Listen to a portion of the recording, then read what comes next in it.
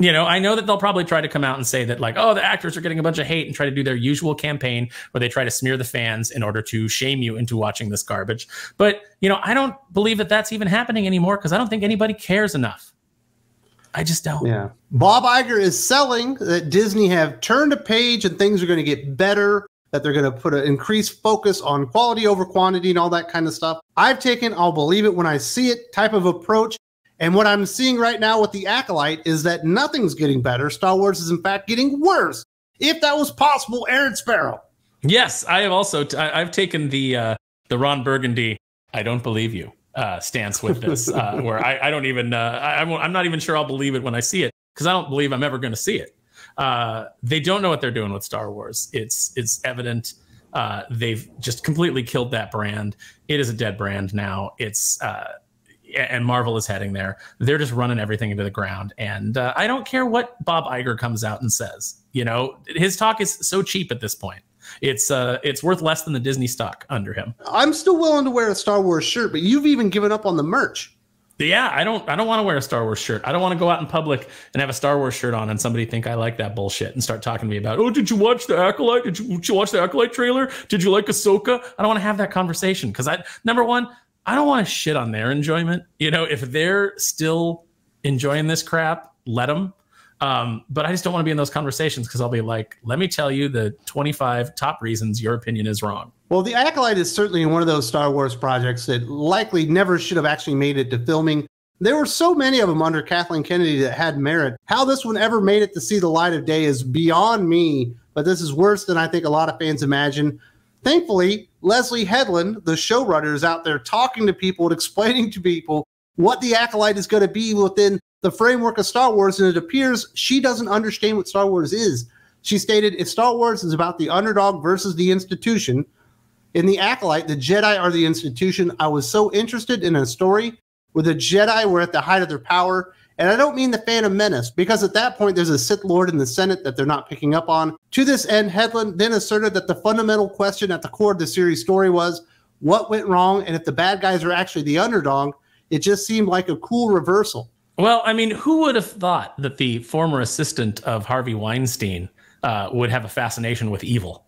Who could have guessed that? I don't understand where they come off, and they don't understand the fundamental components of what makes Star Wars Star Wars. It's always been good versus evil. It's called the light side of the Force and the dark side of the Force for a reason. They don't understand good versus evil. They don't understand morality. You know, they've got their far left bubble, you know, Hollywood kind of world lack of morality, and they're trying to tell a hero's story or tell a story. You know, they can't even say good and evil because they don't recognize that. It's underdog versus institution. That's not what Star Wars is. Star Wars is a fight against evil. It's a fight against tyranny. It's a fight against freedom and the crushing of the human spirit. That's what Star Wars is at its heart. Yeah, it's a weird take that we're supposed to be rooting for the Sith against the Jedi because the Jedi became too big for their britches. Is that what we're trying to sell here?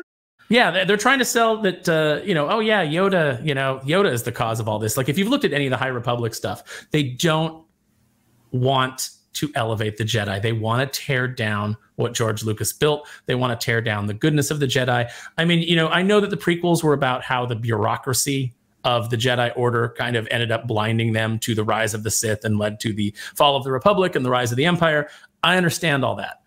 But at its heart, the Jedi were still the good guys. The Jedi were still inherently good, trying to do good, and they lost their way. And there's an interesting story there. And there isn't, you can have an interesting story here where you show things from the Sith point of view, but the Sith still have to be evil. And the way that Leslye Headland is building this up doesn't sound like she understands that the Sith are evil.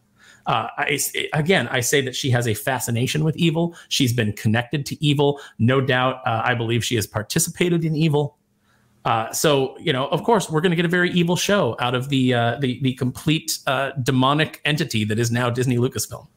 Now, you mentioned it would be interesting to tell a story from the Sith point of view about where the Jedi were kind of like at their apex and the Sith were kind of in a corner.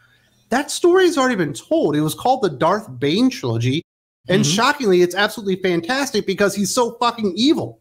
Yeah. Yeah, exactly. And, there's been so many Sith stories told within the expanded universe, which of course doesn't exist according to these people. They tossed it all out. But there's so many stories like that in the expanded universe, whether it's Exar Kun or it's Marco Ragnos or it's any of the Sith Lords that we've been told stories about, the story of Revan, the story of Malak, just everything that we've gotten in the expanded universe. And they want to come out and they want to act like this is some new thing. No. The only thing that's new about it is it's being led by people who don't understand the morality of Star Wars. It's not like we've never had gray characters in Star Wars. There's always been gray characters in Star Wars, whether it's be like Cassian Andor in Rogue One, where we do see him do some kind of shady stuff, whether it be Han Solo in the original trilogy, where he starts out as an anti-hero, and, obviously he has a hero's journey of his own. But at the fundamental core concept of Star Wars is the Jedi are good, the Sith are evil, and yes, you can operate in between. If you wanted to tell a story about the gray elements within the Star Wars universe, you needed to tell a story that wasn't about the Jedi or wasn't about the Sith, that was about bounty hunters or something like that, which what they're doing with Mandalorian, obviously. Yeah, and doing poorly with Mandalorian. There's been Star Wars comics about the underworld, the Star Wars underworld, that are fascinating. Right before Lucas sold Lucasfilm to Disney, they were working on that video game that was codenamed 1313 that was about Boba Fett and was going to be all about the underworld and the life of a bounty hunter and the various characters that you encounter, and they killed that. They've killed everything good. They destroyed the expanded universe. They cast it aside, but they like to go back and they like to strip mine it whenever they can, pull something from it to give you an inferior version of that thing that you liked, to try to hook you back in. Like, oh, you liked Thrawn, didn't you? Well, look, we're putting him in Ahsoka, and he's a complete joke. Everything that they do is vandalism at this point. Anything that they release is tainted. The Star Wars brand is tainted.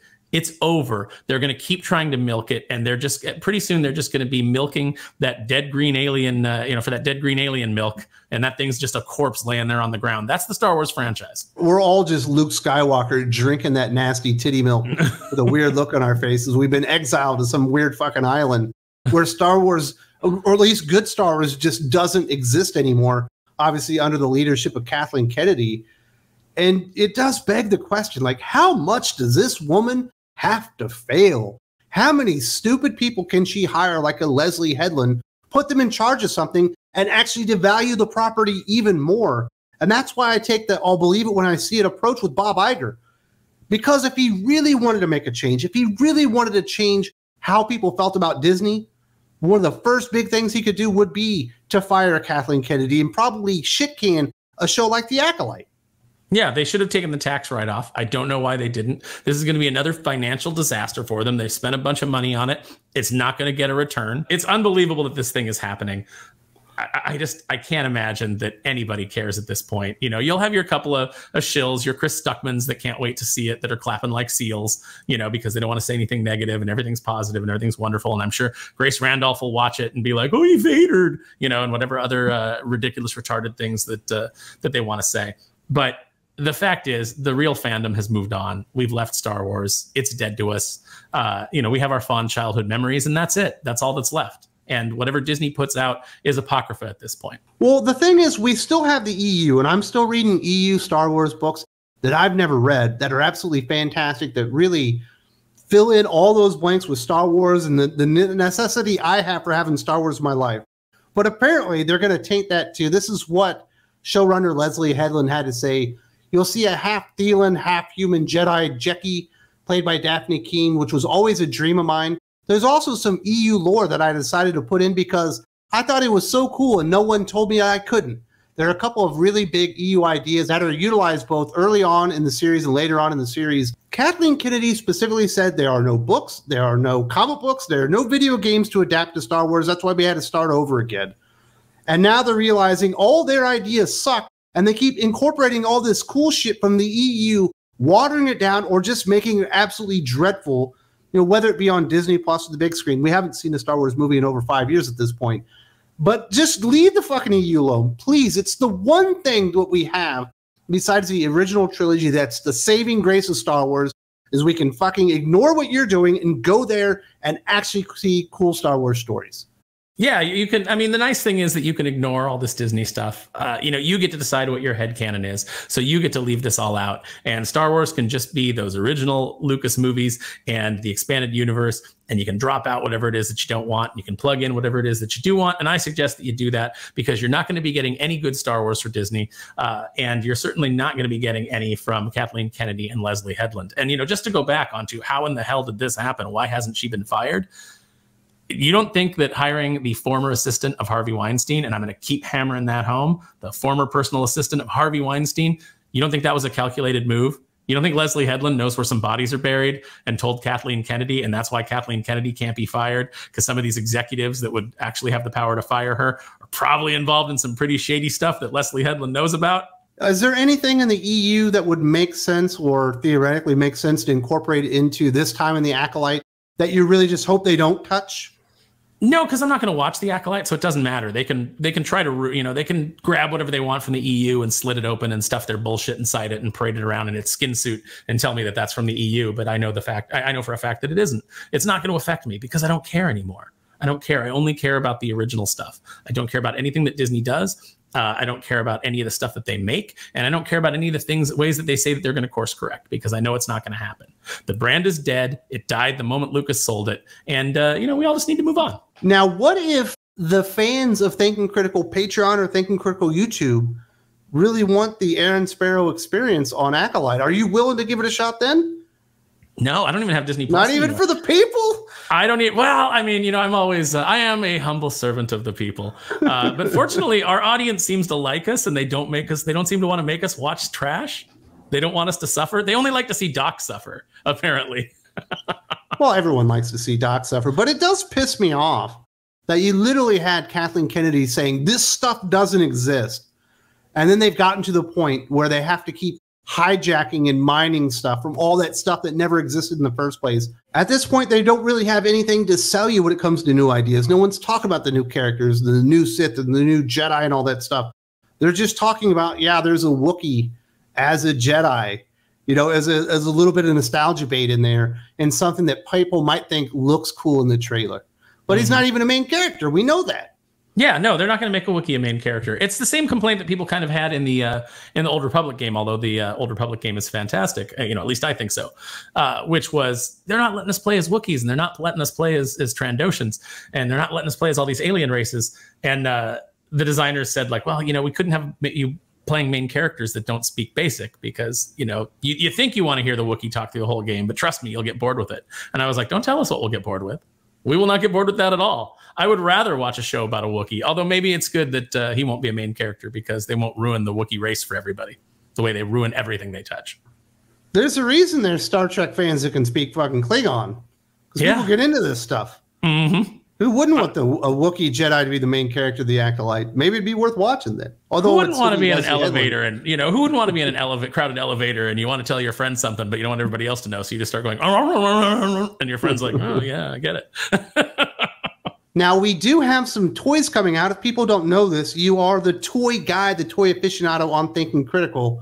I thought this was very interesting. Hasbro unveiled 5 of the Hasbro Black Series figures for The Acolyte. This unveiling is part of the fan stream for Lucasfilm's Imperial March and comes just in time to celebrate The Acolyte's trailer release. The Acolyte Black Series figures include Padawan Jekylon, Jedi Knight Yord Fandar, Jedi Master Indara, Jedi Master Sol, and the Assassin May. The Acolyte Black Series figures will be available this summer from Hasbro, each costing $24.99. Now, Aaron, when these get to Ollie's and they're $3.99, will you buy them? Because they would fit into your Star Wars universe figures. Well, I think that once they go clearance, which they will, when they go clearance, when they start showing up there, they start showing up at Ross Dress for less, and people are getting them for $3-4. Absolutely, people are going to buy them because they're going to pop the heads of those terrible characters off, and they're going to put on different heads, and they're going to customize them into their own original character Jedi. Which, by the way, I will tell you, every one of your OCs is going to be far more canon than Leslye Headland's fanfic Jedi that she's putting out. So, they will sell at that point. But at $24.99, Hasbro's going to take a bath. What do you think about the Assassin May? She can't even see over her hair. Yeah, it's like someone was like, "Why does one of these figures have kunai?" And I said, "Well, because Leslye Headland saw an anime once." That's all that this is. It's just a bunch of people. Even Dave Filoni's Ahsoka was like, "Hey, what if we tried to cram Lord of the Rings within Star Wars?" And it just doesn't work. None of these people want to tell Star Wars stories. They want to tell either fantasy stories or anime stories or whatever it is that they're actually a fan of. They want to stuff that into Star Wars along with a big healthy dose of their activism. So, you know, it's going to be trash. These figures are trash. It's just all. How does it feel, Wes, to see everything you love burn to the ground? It's not particularly fun or pleasant. No, it's not. But all you can do is just watch it go up. Just flames are pretty. I kind of feel bad for Carrie-Anne Moss. She hasn't done a whole lot of stuff since obviously being in the Matrix trilogy. She was in Memento, which was obviously pretty cool. And then we got Daphne Keane, who obviously was X-23 and Logan or whatever. So at least there's a couple of actors that you recognize. But remember, we saw from the Star Wars Celebration when they had their actresses out there that this is going to be the first time that women are really central in Star Wars. Yes. Yeah, we've never seen women featured in Star Wars ever. No, and certainly not for the last 10 years. I don't know. It's just bad news all around. I want to maintain hope as a Star Wars fan that things can get back on track. And there was a little hope there that maybe George Lucas would end up buying it back. That appears to not be happening. But at some point, I think you just got to be honest with yourself, Aaron. It's fucking over. Yeah. It's over. It's over. And listen, I know you want to hold out hope. I know that Star Wars was built on hope, but I think at this point, take a card from a movie that Dave Filoni likes a lot because he tried to turn Ahsoka into it, The Lord of the Rings, and just accept Aomer's words that, do not trust a hope. It has forsaken these lands. Absolutely. It's certainly forsaken the fandom. You can't get good toys anymore. We apparently can't get good video games. Not even really good shows. I mean, I guess a couple of the Star Wars Visions things are apparently supposedly good. Maybe Andor's good. That's a rumor that's out there. But I never thought I would get to the place where it was just like, I don't even know why am I even wearing the shirt at this point? Yeah, I never thought I'd get to the point of complete apathy and that the fan base would get to the point of complete apathy. But here we are. Nobody's even mad anymore. I know that they'll probably try to come out and say that the actors are getting a bunch of hate and try to do their usual campaign where they try to smear the fans in order to shame you into watching this garbage. But, I don't believe that that's even happening anymore because I don't think anybody cares enough. I just don't. Yeah. And I don't think The Acolyte is going to be what saves the Star Wars franchise. I do want to say thank you very much to Aaron. If you're like, hey, I didn't get enough Aaron today. It just so happens there's another hour and 40 minutes, maybe even 2 hours left of this particular podcast because this is the Geek Fix exclusive to Thinking Critical Patreon.